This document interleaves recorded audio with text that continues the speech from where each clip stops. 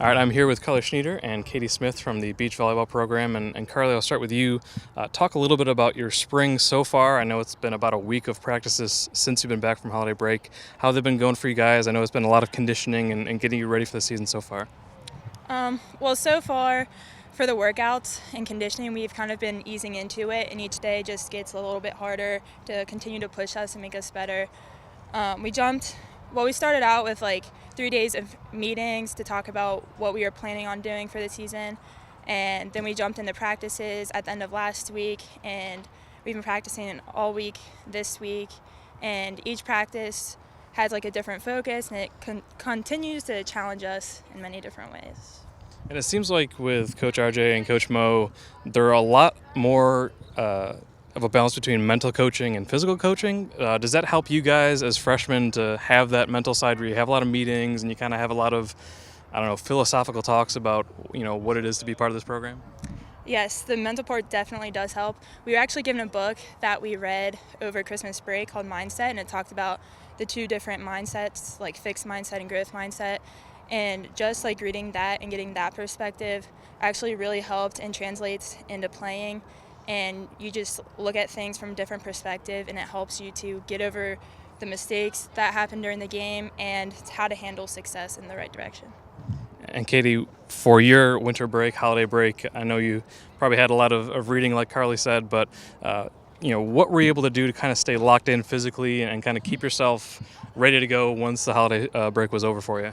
Well, we actually have a beach club back home that we play at, and they were practicing all winter break, and we played through that every day going to practice. And then I went to the gym a couple times in the morning to get some lifting in, played in a few tournaments, and then that was basically it.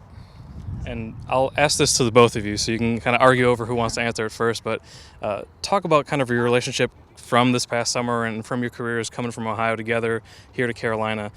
Has it been easier to transition to college life when you have someone that you've been so close to for all this time right by your side? I'll start with you, Carly.